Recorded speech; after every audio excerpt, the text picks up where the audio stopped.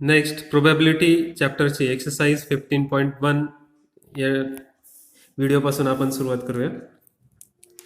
Question number 1. Complete the following statements. Probability of an event E plus probability of an event not E. So event ईची probability plus not E इव्हेंटची probability. So हे दोन्ही complementary event असतील, event E आणि not E. म्हणजे हे complementary event आहे. जर कॉम्प्लिमेंटरी इव्हेंट असतील तर त्यांची प्रोबॅबिलिटीची सम ही 1 असणार आहे. सो इथे आन्सर ही 1. Next, the probability of an event that cannot happen is. मग कॅनॉट हॅपन म्हणजे जो इव्हेंट होणारच नाहीये, मग त्याची प्रोबॅबिलिटी असेल 0. सच ॲज इव्हेंट इज कॉल्ड. अशा इव्हेंटला काय म्हणतात? Impossible event. सो इथे त्याची प्रोबॅबिलिटी येईल 0 आणि त्याला म्हणताय इम्पॉसिबल इव्हेंट. सेकंडचा आन्सर होईल 0 impossible event. Third one, the probability of an event that is certain to happen is. म्हणजे असे इव्हेंटची प्रोबॅबिलिटी जो होणारच आहे, सर्टन आहे, फिक्स आहे, तो इथे त्याची प्रोबॅबिलिटी काय असणार आहे? 1. Such as event is called certain event. अशा इव्हेंटला काय म्हणतात? Certain event. The sum of probabilities of all the elementary events of an experiment is. सगळ्या एलिमेंटरी इव्हेंटची प्रोबॅबिलिटी जी आहे ती 1 असते. Sum of the probabilities of all the elementary events of an experiment ही असते 1. सो फोर्थचा answer 1. The probability of an event is greater than or equal to dash and less than or equal to dash. So probability जी असते इव्हेंटची ही प्रत्येक वेळेस 0 पेक्षा greater असते किंवा 0 असेल. So greater than or equals to 0 and less than or equals to ही 1 पेक्षा लेस असते किंवा 1 असू शकते, म्हणून less than or equals to 1. So इथे याचा आन्सर असणार आहे 0 अँड 1. सेकंड क्वेश्चन आहे इथे, which of the following experiments have equally likely outcomes? Explain. So first, a driver attempts to start a car. The car starts or does not start. या इव्हेंटसाठी या ठिकाणी जे आउटकम्स मिळतील ते वेगवेगळ्या फॅक्टर्सवरती डिपेंड असतील आणि ते फॅक्टर्स हे स्टार्ट होण्यासाठी आणि स्टार्ट न होण्यासाठी हे वेगवेगळे असतील, सारखे नसणार आहेत. या एक्सपेरिमेंटसाठी आपल्याला इक्वली लाईकली आउटकम्स मिळणार नाही आहेत. A player attempts to shoot a basketball. He or she shoot or misses the shot. मग एक प्लेयर बास्केटबॉलला शूट करायचा प्रयत्न करतोय, अटेम्प्ट करतो, परंतु तो शूट करू शकेल किंवा मिस करेल. इथे मिळणारे जे इव्हेंटचे आउटकम जे असतील ते इक्वली लाईकली नसणार आहेत. सो या ठिकाणी पण जे आउटकम मिळणार आहेत ते इक्वली लाईकली असणार नाहीत, कारण ते प्लेयरच्या ॲबिलिटीवरती डिपेंड करतं की तो शूट करू शकेल किंवा नाही करू शकणार. So it is not equally likely event as depends on the player's ability and there is no information given about that. Next, third one, a trial is made to answer a true false question. The answer is right or wrong. So या ठिकाणी question true false टाईपचा आहे, तो इथे एक तर तो true असेल किंवा फॉल्स असेल. इथं 2च आउटकम मिळणार आहे तिथे, म्हणून इथे जे मिळणारे आउटकम आहे ते इक्वली लाईकली आउटकम असणार आहेत. Fourth one, a baby is born. It is a boy or a girl. So या ठिकाणी पण आपल्याला दिलेले ऑलरेडी बॉय असेल किंवा गर्ल असेल. सो इथे मिळणारे जे आउटकम आहेत ते इक्वली लाईकली आउटकम आपल्याला या ठिकाणी मिळणार आहेत. Next, question number 3. Why is tossing a coin considered to be a fair way of deciding which team should get the ball at the beginning of the football game? So football game सुरू करताना एक coin toss केला जातो. So तो coin toss करणे हा fair वे कसा असेल? कारण आपल्याला माहिती आहे कॉइन जर टॉस केला तर त्याला फक्त 2च पॉसिबल आउटकम आहे, एक तर हेड किंवा टेल. तर त्यापैकी ते दोन्ही आउटकम जे इक्वली लाईकली, दोघांचे चान्सेस 50% आहे. त्यामुळे कोणती मॅच सुरू होताना फुटबॉल गेम किंवा क्रिकेट याच्या वेळेस आपण कॉइन टॉस करतो आणि त्यावरनं बॉल कोणाकडे द्यायचं ते डिसाईड करतो. सो इथे जे हेड किंवा टेल आपल्याला आउटकम मिळणार आहे ते इक्वली लाईकली असल्यामुळे ते प्रिडिक्ट करणं पॉसिबल नाही आहे की काय पडेल असं, त्यामुळं हा जो वे कॉइन टॉसिंगचा तो फेअर वे असेल. Therefore, answer काय असणार आहे? When we toss a coin, the possible outcomes are only two, head or tail, which are equally likely outcomes. Therefore, the result of an individual toss is completely unpredictable. Next, question number 4. Which of the following cannot be the probability of an event? So यापैकी इव्हेंटच्या probability कोणत्या असणार नाहीत? 4 option दिलेले आहेत. ए 2/3, बी -1.5, C 50% आणि D 0.7. So यातलं बी जो option आहे त्या ठिकाणी मायनस साईन दिलेली आहे आणि आपण बघितलं आहे की प्रॉबिलिटी ही निगेटिव्ह नसते केव्हाही. सो बाकीच्या 3 ज्या गोष्टी आहेत त्या 3 जे टर्म्स आहेत त्या पॉझिटिव्ह आहेत. सो 2/3 ही प्रोबॅबिलिटी असू शकते आणि सी पार्ट जो आहे तो पर्सेंटेजमध्ये दिलाय.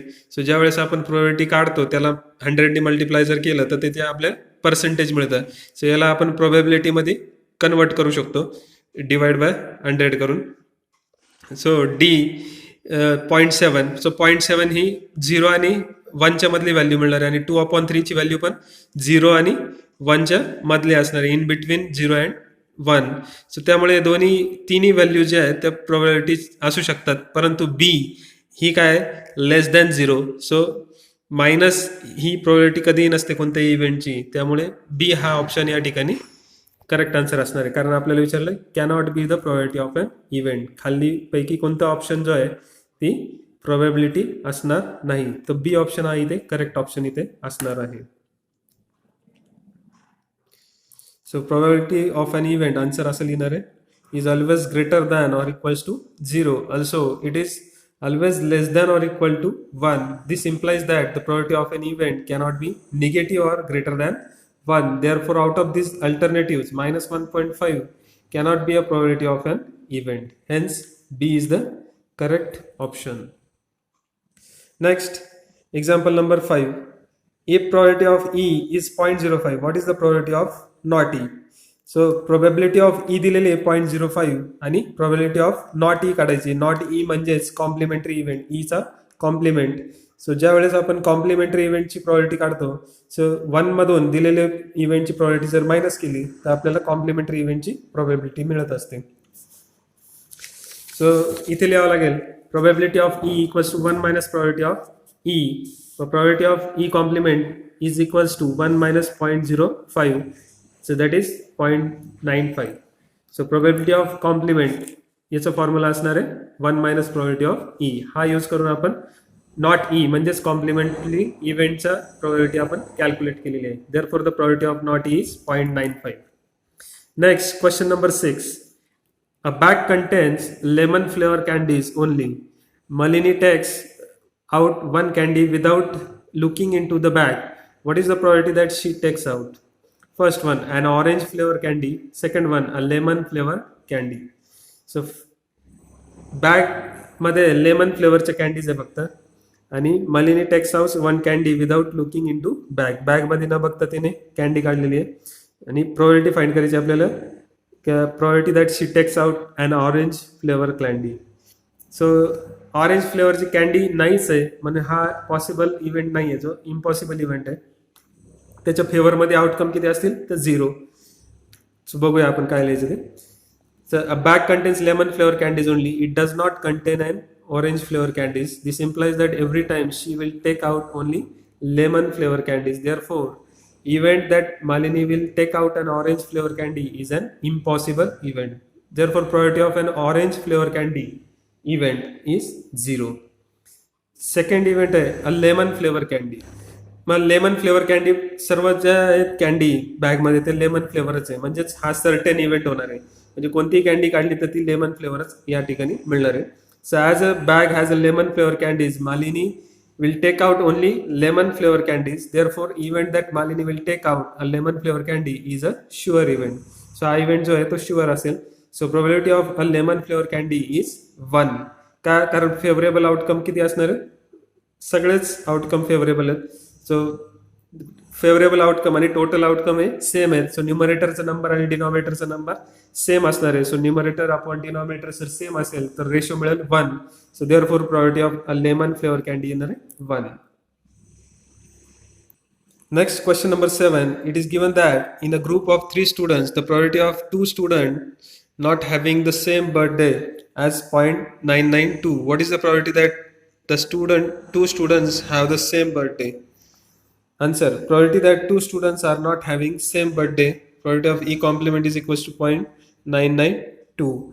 Probability that 2 students are having same birthday. मग probability of 2 students having not same birthday याची probability दिलेली आहे 0.992. मग सेम बर्थडे असल्याची probability म्हणजेच त्याचा कॉम्प्लिमेंटरी इव्हेंट झाला, म्हणून ती असणारी probability of E is equals to 1 minus probability of E bar.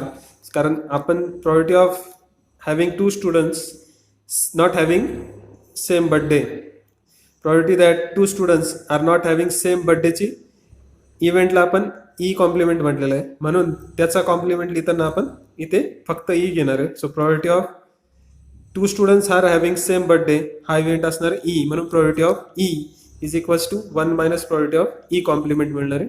So याचं 1 मायनस 0.992 करावं लागेल. सो इथे आन्सर मिळणार आहे आपल्याला 0.008. Example number 8. A bag contains 3 red balls and 5 black balls. A ball is drawn at random from the bag. What is the probability that the ball drawn is red, not red? First one. A bag contains 3 red balls and 5 black balls. So total number of balls in the bag किती आहे? 8. And a ball drawn at random from the bag. What is the probability that the ball is red? So red बॉलची probability काढायची. So event consider करूया आपण. Probability of getting a red ball so calculate करता येईल favourable outcomes upon total outcomes, म्हणजे number of favourable outcomes इथे red balls 3 red balls आहे त्यामुळे फेवरेबल आउटकम्स आहे 3 आणि टोटल बॉल्स आहे 8, म्हणजे number of total possible outcome 8, that is 3/8. So probability of getting a red ball येणार आहे 3/8. Next probability of the ball drawn is not red. Not red म्हटल्यावर ते बॉल असणार आहेत ब्लॅक बॉल्स, अशा पद्धतीने काढता येईल. किंवा याचा कॉम्प्लिमेंटरी इव्हेंट म्हणून 1 मधून सबट्रॅक्ट करायची 3/8, या पद्धतीने कॅल्क्युलेट करता येईल. So probability of not getting red ball that is 1 minus probability of getting red ball. So 1 minus 3/8 that is 5/8. कारण हे दोन्ही कॉम्प्लिमेंटरी इव्हेंट्स आहेत त्यामुळे 1 मधून probability of getting red ball जर सबट्रॅक्ट केली तर आपल्याला मिळणार probability of not getting red ball that is 5/8.